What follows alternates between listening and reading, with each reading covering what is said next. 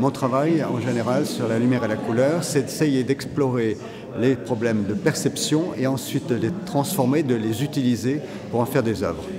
C'est également utiliser les propriétés de la lumière, ses qualités optiques, ses qualités de propagation, pour également essayer d'en faire des œuvres. Et c'est également dans ce même esprit que je travaille la matérialité de la couleur, les objets, les enduits, etc.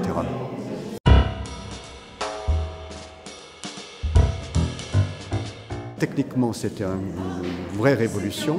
On est passé d'un matériel lourd. Quand moi j'ai commencé à travailler avec la couleur, c'était en 67, avec 66-67 pour faire des recherches sur la perception des couleurs et inventer des créations qui utilisaient des phénomènes de métamorphose.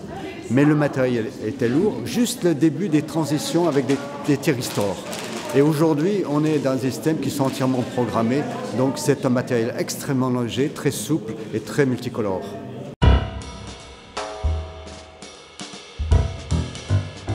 Dans ce livre, j'aborde le système de la couleur à l'intérieur du monde pictural. Et je l'aborde avec la connaissance d'un praticien. Donc quand je parle de la peinture, il s'agit bien d'œuvres faites et non pas simplement de la narration, pas seulement de la théâtralité. Je ne parle pas seulement des figures qui apparaissent, du fait qu'il y ait des chevaux, qu'il y ait des personnages ou que ce soit abstrait, mais en fait de l'ensemble de l'expression qui ressort d'un objet pictural, y compris les caractéristiques de la matière qui ont commencé à apparaître à partir du XIXe siècle, l'usage effréné de la couleur à partir de la fin du XIXe siècle jusqu'à une période relativement récente, et tout ça qui est une marque historique très importante. J'ai été aidé, et plutôt j'ai partagé cette opération avec Hélène de Givry, qui est une personnalité extrêmement intéressante, qui est historienne, avec qui j'ai travaillé en parfaite harmonie, parce que sans doute c'est un esprit harmonieux. Et donc nous avons été très heureux de terminer cet ouvrage.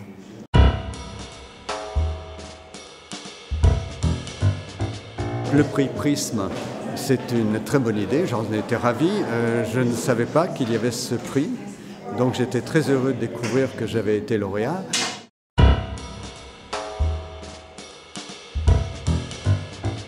Je trouve que c'est une excellente initiative de la part de Marie-Pierre Servanti et donc de son association que d'organiser ces rencontres qui sont pratiquement inexistantes ailleurs.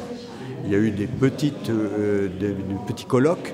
Il y a eu dans l'université de temps en temps des études qui ont été faites avec quelques participants, mais la plupart du temps universitaires, et très peu de mélange. Donc l'intérêt de cette opération, c'est de mélanger les genres, artistes, scientifiques, techniciens, créateurs, etc.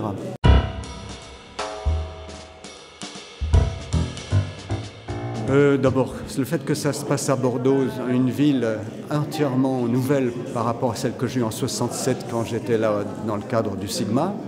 Et je découvre une des plus belles villes de France, une des plus belles villes d'Europe sans doute aussi.